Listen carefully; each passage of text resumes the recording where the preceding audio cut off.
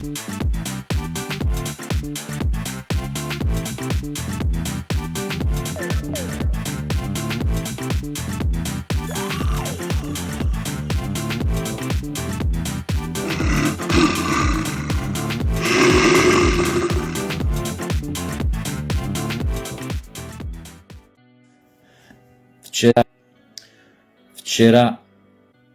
дете пред камери доживеа нервен слом, дете од 12 години. И тоа не дете од Автокоманден центар Карпош, затоа што му треба уште една доза, нели? Туку затоа што повеќе не може да издржи без вода и да ги издржи тоа брутално бомбардирање што се случува нормално во Газа, детето од Газа. Гледајќи го пред камера, кога новинарот го прашуваше зошто повеќе не можеш да издржиш и кога го доживеа нервниот слом,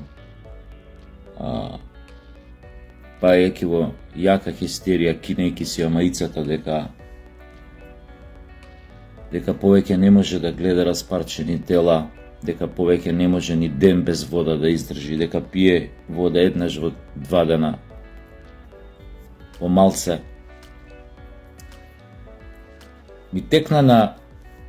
Додека го гледав, ми текна на крајот на една книга, што на мојата генерација беше лектира, се викаше "На западот ништо ново". Како што забележавте, јас тука никогаш на овие видеоролни не зборувам за книги, за читање, за таква работа, затоа што доволно сум паметен да сватам дека живееме во времење на преживари, на површни луѓе, кои што во животот немаат прочитано ни 2 книги, така што е депласирано да седам сега и да правиме осврти или анализи или ова на познати дела од познати автори. Самиот имам напишано 8 книги за кои што многу луѓе рекле дека далеку ги надфрлаат рамките на она што се пишува кај нас. Дека веројатно да сум ги напишал тие книги некаде надвор, сега ќе сум бил богаташ и така натаму и така натаму. Небитно, тоа нема никојаш да го дознам.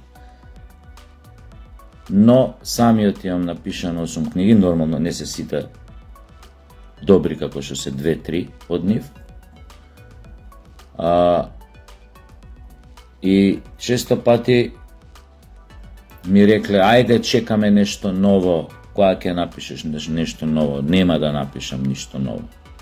Немам прочитано ништо ново 3 години. Тоест немам ништо прочитано, буква немам прочитано 3 години. А запишување муаве да не направам. Тоа е она кој ќе сватиш дека како беше она не, уствари ова е парафраза на тоа. Читал, не читал, исто ти се фаќа. Чак што више полоша можеш да си поминеш, затоа што читањето те тера на размислување, на промислување на твојата околина, на светот таков каков што е. Она што денеска им се нуди на децата е преджвакана храна, затоа се тие преживари. Имаше анкета, прашуваат деца македонци каков празник е 2 август. Деца на 13 години. Немаа појма. Само знаеа дека отприлика е нешто државен празник, дека не знаеа што е 2 август. Значи деца 12 години кои што тргнали у школа пред точно 6 години, нели баш тогаш СДС нели доја на власт и веројатно не ни стигнали у школа да им предаваат лекција што е 2 август и што е Илинден, нели?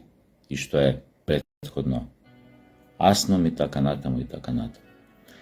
Не е важно тоа, сакав друго нешто да кажам.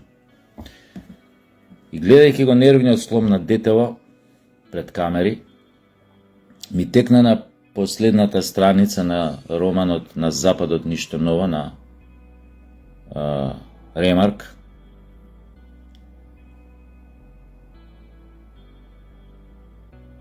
Ерих Марија Ремарк. На она Ерих Марија Ремарк. Така у моје време ги препознававме тие што се глупи, што немаат појма, вика она Ерих Марија Ремарк. Или Ерик беше. Бем ли ga битно е машко. Значи тука немало трансджендер ово она, него едноставно средното име му е Марија. А тие што не читаич, изгледа дека тоа она Ерик Марија Ремарк. Нема вез. Ми текна на последната реченица во романот. Инаку тоа е една страотно добра антивоен роман. И според мене, морам да кажам, не е ово некои патриотски причини, но исто еден таков голем антивоен роман, многу поголем од овој на Ремарк, Епирей на Петра Мандеевски, многу поголем и многу постраотен. Но, тоа се веќе ствар на вкусови, на... Нели, можам да спорам со оној што ги прочитал. Не е важно. И последната реченица во романот На западот ништо ново вака некако завршува. Се заборев како се викаше тој ликот што го убива, ама еден од другариве гине тој ден. И вика, и писателот завршува, вика, на тој ден, вика, загина другар ми тој и тој. И тој ден, во воениот извештај што стигна, вика, од западниот фронт, стоеше само една реченица. На западот денес не се случи ништо ново. Значи, отишол барем еден човечки живот, но тоа во извештајот не стои. Ништо ново. Еден живот. Ништо ново. Успоредба со, нели, такви стравоти. Во таа смисла, Малиов ме подсети што доби нервен слом на оваа последна реченица на романот На западот ништо ново. Сите ние, западниот свет, се занимаваме, имаме една главна непријатност. Последниве денови гледаме Олимпијада. Пратиме спорт. Не гледаме што се случува, што му се случува тамо на еден цел народ повеќе од 300 дена, кој што е препуштен сам на себе, искористен буквално од сите. Буквално од сите. Врз кого што се прави геноцид. Ке речете, како што ми рече еден наш политичар, шо па на времето, затоа и прекинав да правам, да ви кажам, видеоролни на таа тема, не дека не пратам и не ми значи, и не се секирам. Што па ти толку за Палестина пишеш, преш море?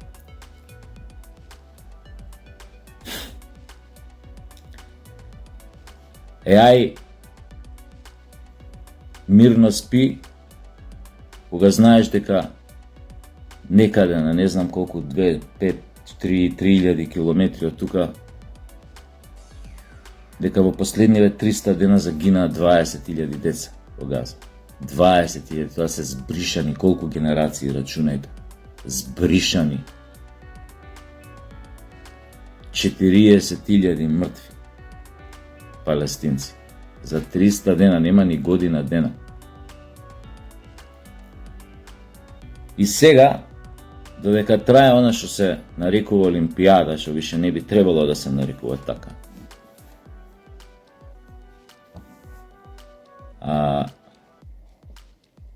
Блискиот исток станува малце поопасно место за остатокот на светот отколку што беше. Доколку Иран се одлучи да влезе во Израел во синхронизирана акција со Хезболах, со јеменските хути, со некои други негови шиитски групации кои што ги поддржува. Хамас е зафатен у Газа, добро, не мислев на него, но готово е. Тогаш влегува Америка во игра, влегува Турција, најверојатно како сојузник на Иран ќе влезе и Русија, вака или онака. И ете ви ја идејата на олимпизмот како ќе се преточи во голема војна, светска војна, ќе кажете, ама како сега пак ќе ми каже некој, ама како ќе се преточи, тоа тамо се дешава, тоа тамо како ќе се преточи, како ќе се преточи. Еве ви една од сценаријата, месеци наназад, Израел правеше и вежби овона за евакуирање на дел од своите авиони ако почне бомбардирањето на кипарски аеродроми и нивна пренамена, за да може да ги евакуира своите авиони таму, воени и други. И нормално тука на телевизија нема да чуете тие изјави на Хезбола, дека доколку Кипар го дозволи тоа, што е дел од некои вежбовни активности на Израел, што ги правеа изминативе месеци, дека Кипар ќе биде нападнат од Хезбола. Тоа е на 2000 километри од Либан, кај што е нели стациониран Хезбола. Тоа е директен напад на Европската унија. И еве едно, како кажеме, од сценаријата. Не верувам дека ќе се случи, но еве едно. Но тоа е сега помалку важно. Она што е поважно е дека никого уво не го заболе за она што се случува. И гледаш што се случува. Гледаш дека веќе светот дојде на раб на Трета светска војна, затоа што рачунајте и ваква работа, биде ли Израел нападнат од сите страни, од Хезболах, хутите јеменски, Иран, мада треба да помине неколку држави за да стигне на тлото на Израел, не е битно. Турција, Ердоган најави влез на турската армија. Знаеме сите дека Ердоган не е будала, значи она што го кажува не е дека не го мисли. Што мисли во таква ситуација Израел како ќе се брани?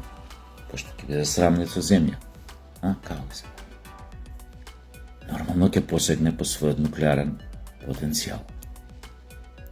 Нема друго, ќе бидат притеснети со газот до цит.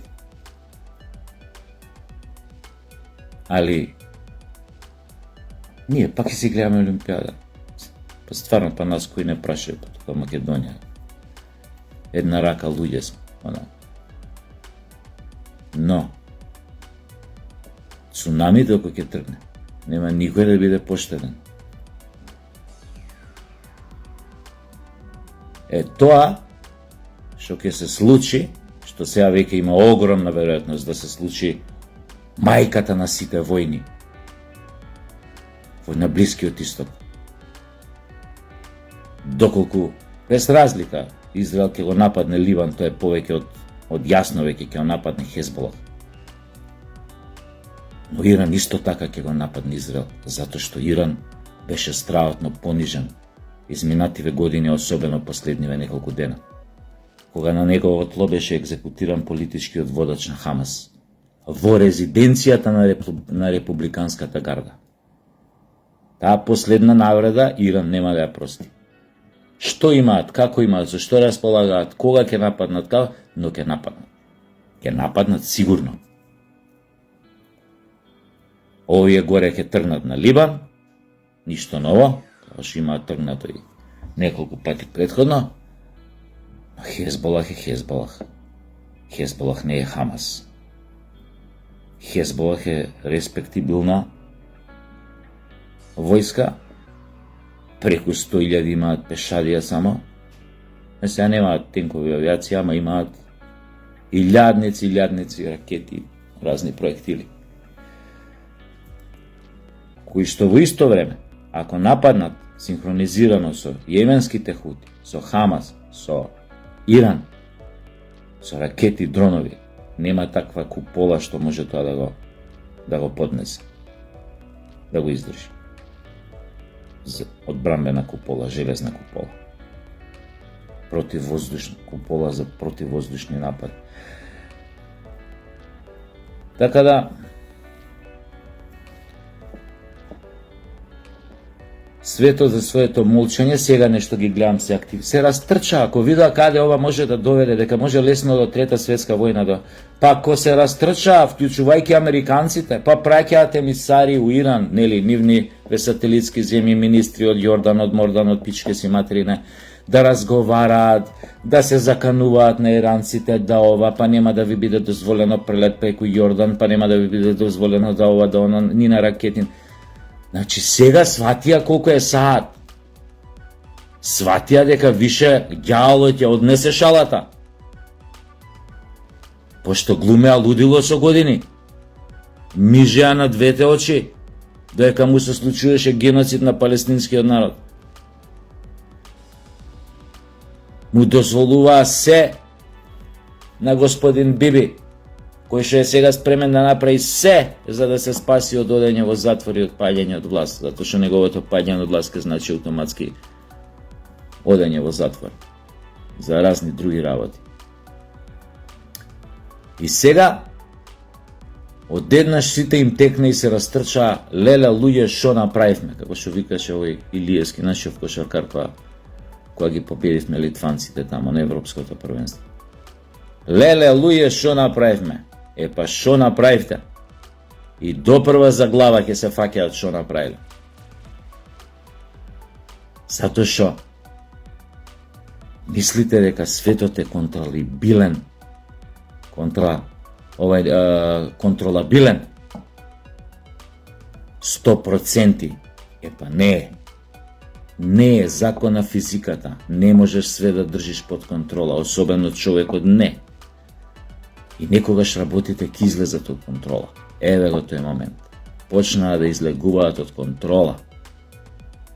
Затоа што ако се мижи на двете очи, не можеш да видиш кога тие ќе излезат од контрола. Кога чутиш за оно што го гледаш, а со кое што не се соглашаш, за кое што знаеш дека е зло, а чутиш, работите ќе ти излезат од контрола. А остатокот од светот пак не знае за ова. Си прати Олимпијада. Си ќути. Па ше зафатен со други работи, затоа Олимпијадата лепи игри. Да се занимаваат луѓето со друго. 10 дена се занимававме со сатанистичкото сатанистичкиот спектакл за отварање на Олимпијадата. После се занимававме уште 10 дена со оној боксерон што му текнало дека е боксерка преку ноќ. Па сега ќе се занимаваме со кој ќе биде олимписки првак, па не знам, претходно со Ноле се занимававме.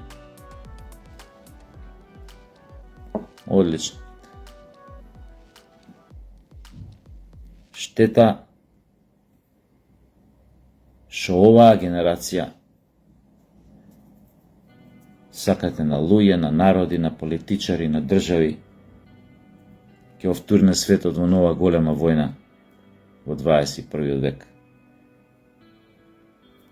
Но штета за децата, како она во Газа што го видов вчера пред камери. За жал, такви деца ќе бидат интервјуирани на други места. Ќе доживуваат нервни сломови по други места во светот. Останува само да се надеваме дека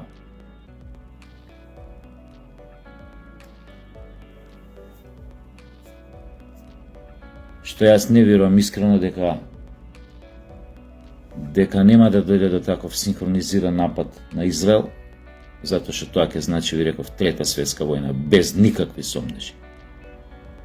Но голема е веројатноста дека ќе има таков синхронизиран напад.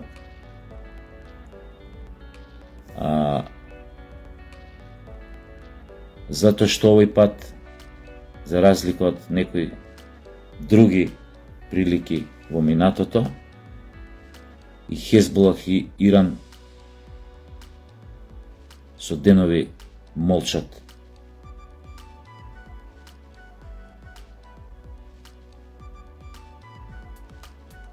апропо сите обиди да се извлече нешто од нивните представници во врска со тоа каква ќе биде нивната одмазда, а одмазда сега го ќе. Тоа е тоа со уште една желба, пошто само тоа остана, да им посакам на децата во Газа нивната голгота што побрзо да заврши. И како што рече малиот пред ТВ камери, кога го доживеа нервниот слом, што побрзо израелската војска, тој рече евреите, да ги снема од нашата земја, така рече малиот.